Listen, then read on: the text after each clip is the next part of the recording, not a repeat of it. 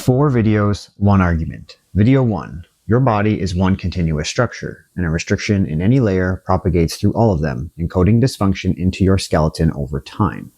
Video 2. Every cell depends on delivery. The artery is supreme, but only in a tissue that is already draining.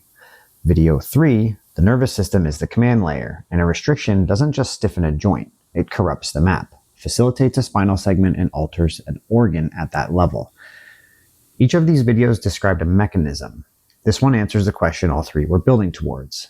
What happens to a body that carries these restrictions? Not for a week, not for a month, but for years. What does the system look like when it has been compensating for a long time? And what does it actually mean to restore it? Because here's what nobody tells you. Your posture is not a choice. It is not a habit you develop through laziness or inattention. It is not fixed by standing up straight, pulling your shoulders back, or some trinket or vest you buy on Amazon. Your posture is a history, and your body has been writing it in every layer, through every fluid, across every spinal level, since the very first restriction you ever developed and didn't resolve. A restriction begins in one of a few ways, so let's start with one, the local event. A fall, a sports injury, a workplace accident, a car crash, physical trauma of some kind. It doesn't have to be a fracture, it could be a strain, sprain, or tweak, pushing your tissues, superficial, intermediate, deep, or all of them, beyond their capacity of motion.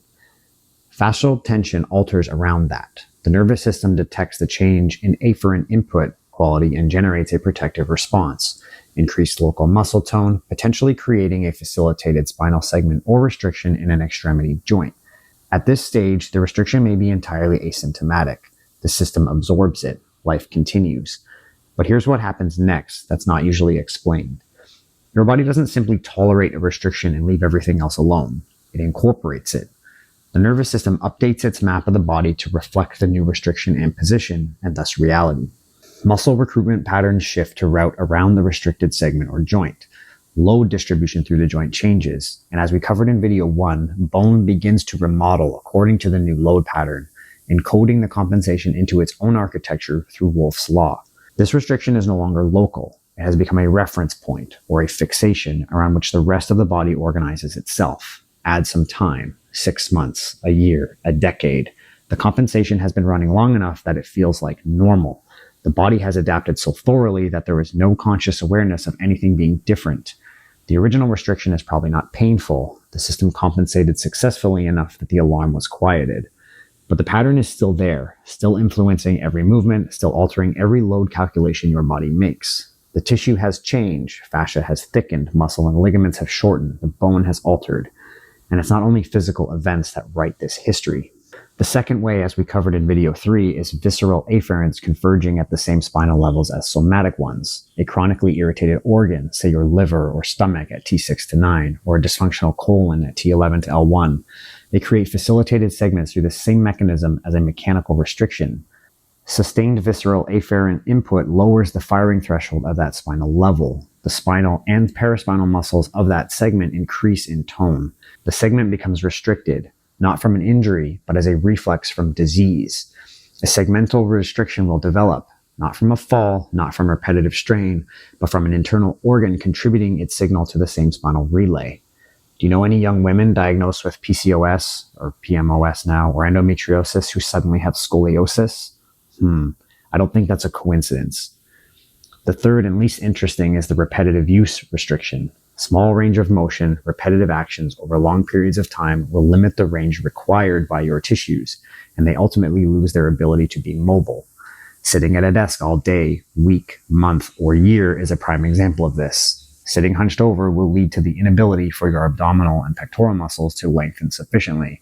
This alters tension through all the layers and ultimately turns your spine and back into the turtle shell shape. This also applies to sports, unilateral sports in particular, where each side of the body is always used the same. Martial arts, hockey, baseball, you name it.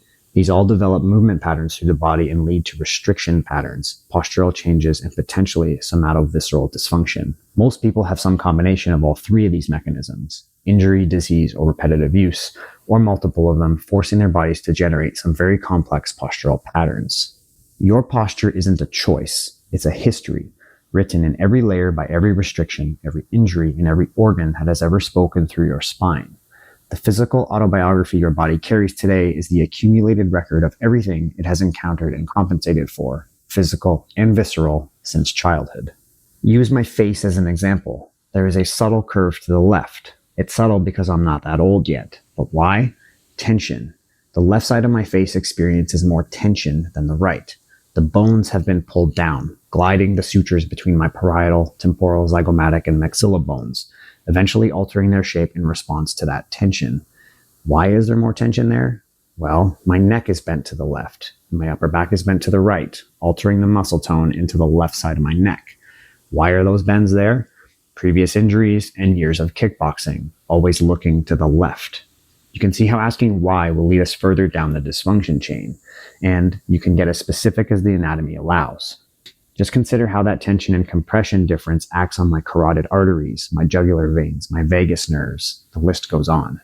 When one area of the body loses motion, another must compensate. This is non-negotiable. The nervous system's primary directive is function, keeping you upright, keeping you moving, keeping the vital structures protected, and keeping your eye line horizontal. It will sacrifice efficiency, symmetry, and long-term structural integrity to maintain these immediate functions every single time. This is the body's version of robbing Peter to pay Paul. A restriction in your thoracic spine, say a right side bend restriction at T6, creates an asymmetry in your thoracic curve.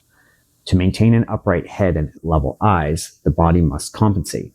The opposite side erector muscles, being the left in this case, increase their tone to counterbalance.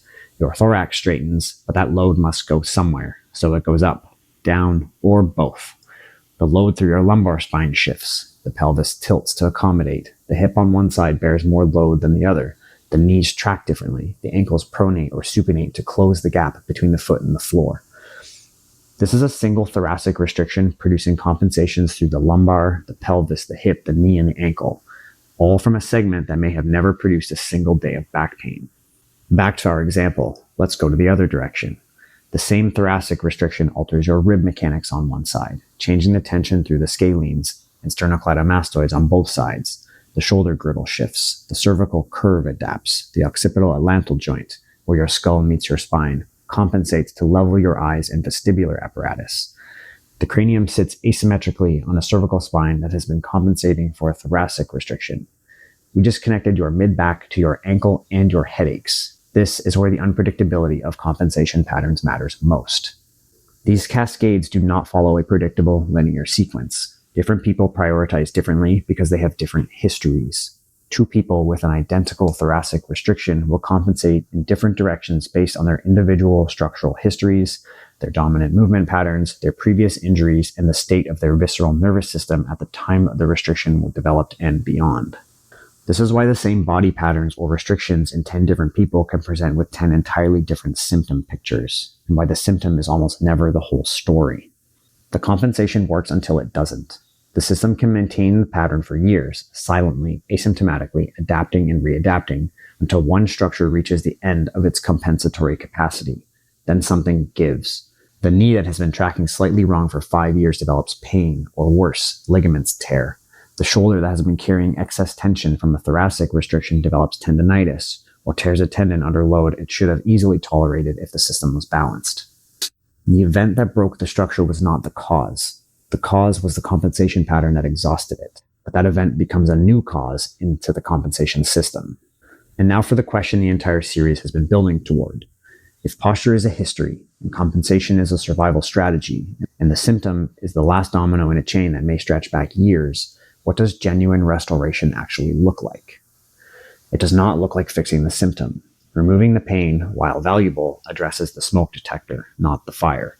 It does not look like strengthening the compensatory muscles. Those muscles are already working overtime because of what the system built around the main restrictions, not because they are inherently weak. It does not look like stretching the tight fascia in isolation, or manipulating the restricted segment without understanding why it became restricted in the first place. Genuine restoration means unraveling the layers, both physically and metaphorically. In a body carrying years of compensation, there is often a hierarchy. It can be helpful to think of a main restriction or a main group of restrictions, of which the entire compensation pattern is organized around. It is the event or repetitive use restriction that the nervous system has been routing around.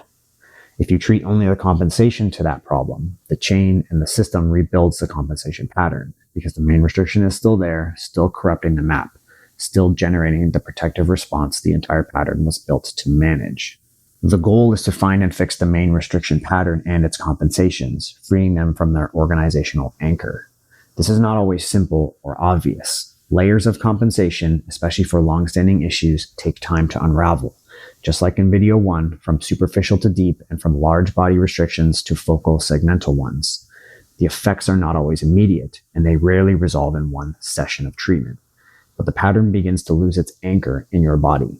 It can even take years to unwind this. So how do you actually do it? Finding the pattern is the hardest part. Altering the tissue is simple. If we find the tissue that needs to change, then there are only a few ways with which tissue can be interacted with. You have myofascial release, post-isometric relaxation, or PNF, that's proprioceptive neuromuscular facilitation, reciprocal inhibition, and ligamentous oscillation. Applying the treatment is very easy. Finding what to treat, that's the art. And here's the honest truth about these restrictions, and often their compensations. You cannot do it yourself. Not because the information in this series isn't accurate, not because the principles aren't sound, but because the main restrictions are, by definition, the restrictions that your nervous system has most successfully hidden from your conscious awareness. It has been compensated for so thoroughly for so long that it no longer generates a local stimulus or a pain signal. The body stopped alarming you about it years ago. What you feel is the compensation, the muscles and joints working the hardest, the joints bearing the extra load, the muscles contracting to protect a segment that no longer hurts because the system learned to route around it. You cannot feel these restrictions from inside the system that has been adapted to it. You need the eyes and hands of someone trained to see the pattern from the outside and trace it back to its source. This is classic osteopathic assessment, not a manipulation applied to wherever you report the pain, not a protocol for back pain or shoulder pain or hip pain. It's a whole body structural evaluation, beginning with how you stand, how you breathe, how your pelvis sits, how your thorax rotates, how your cranium sits on your spine, tracing the compensation pattern until the pattern becomes visible. Every layer is examined, every fluid system is considered, every spinal level is assessed for facilitation and its potential visceral contribution. The physical autobiography is read. This is not adjusting spines. This is not releasing muscles. This is the restoration of the conditions under which the body's own intelligence can do what it has always been trying to do: maintain health, restore flow, and resolve the restrictions that have been quietly limiting both. Returning the machine to its maker means understanding the original design well enough to know what has deviated from it, and following the deviation back to where it started. Now that's a complete model. Structure provides the architecture. A restriction in any layer propagates through the fascial web, alters joint mechanics, changes the neural command, and eventually remodels the bone around the dysfunction through Wolff's law. Blood provides the chemistry. Where the structure is restricted, supply is compromised, and drainage stagnates. The tissue changes its chemistry before it changes its structure, and a tissue in compromised chemical environment cannot heal regardless of what is applied to it. The nervous system provides the command. A restriction corrupts the afferent map. The facilitated segment lowers its firing threshold and alters the autonomic tone of the organs at its level. Visceral signals feed back into somatic restrictions. The lesion pattern evolves. It writes itself into posture, into bone, into compensation patterns that cascade from the thorax to the ankle and from the pelvis to the cranium, building a physical autobiography that the nervous system defends as normal because it had years to adapt to it. The restoration is not the removal of a symptom. It is the identification of the pattern and the original author of that pattern, and the restoration of free motion, unimpeded flow, and accurate neural command through every layer in the correct sequence. Structure first, drainage before supply, signal quality before strength, superficial before deep. Anyone can find where it hurts. The question has always been what's upstream of it, and how far back does the story actually go?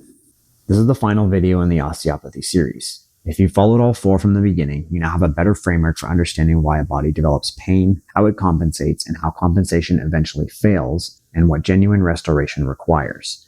And now that you know better, you can demand better from the healthcare providers you seek your assistance from. The next step is not a program. It is not a protocol. It is a conversation with someone trained to read the pattern and to follow it all the way back to where it started. If any part of this series reframed something you've been living with, it might be time to find a classically trained osteopath. We are not looking for disease. We are looking for health.